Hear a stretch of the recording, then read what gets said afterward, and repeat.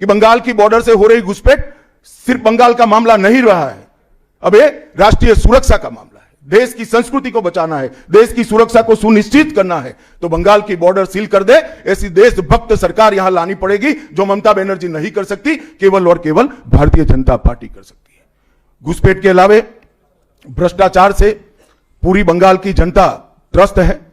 रोजवेली chit fund घोटाला, cash for query घोटाला, SSC घोटाला, नगर पालिका नगर नियम का भर्ती का घोटाला, गाय तस्करी का घोटाला, राशन पीडीएस का घोटाला, मनरेगा का घोटाला, पीएम आवास का घोटाला, इतने सारे घोटाले हैं कि मैं पूरा लिस्ट पढ़ूंगा तो मेरी प्रेस कॉन्फ्रेंस का पूरा हिस्सा ही उसमें चला जाएगा।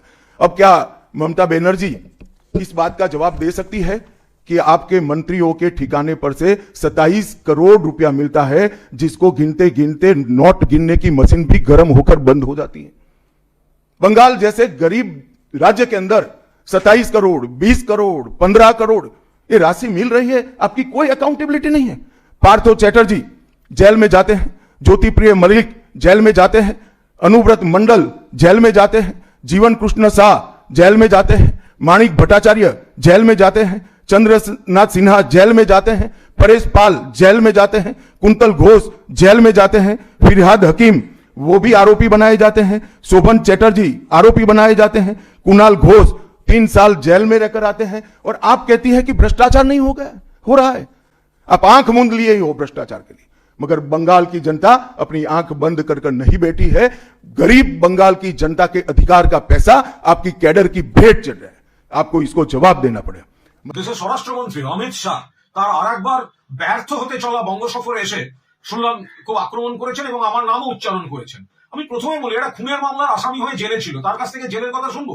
খুনের মামলার আসামি অমিত শাহ, যখন উনি জেলে ছিলেন তখন খুনের মামলার আসামি। মামলা কিভাবে এগিয়েছে টেগিয়েছে সেগুলো সারা দেশের লোক জানেন, তো সময় দিন না, তারপর দেখতে পাবেন। আর মানুষও জানেন, যারা তদন্তকারী অফিসার তারা জানেন, যারা বিচারক, যাদের কাছে মহামান্য বিচারকদের কাছে কেস ডায়েরি যায় যে আমি আদৌ অপরাধী না নিরপরাধ, আমার একাধিক মামলা শেষ হতেও শুরু করেছে। ফলে এইসব কুৎসা গায়ে লাগছে না, যুক্তি দিয়ে কথা বলা। অনুপ্রবেশ, আপনি মশাই স্বরাষ্ট্রমন্ত্রী, আপনার বিএসএফ অনুপ্রবেশ হলে আপনি ব্যর্থ। ত্রিপুরায় অনুপ্রবেশ নেই, মিথ্যা কথা বলছেন। কিছুদিন আগে রোহিঙ্গা ধরা পড়েছে, বাংলাদেশি ধরা পড়েছে, ত্রিপুরাতেও আছে অনুপ্রবেশ।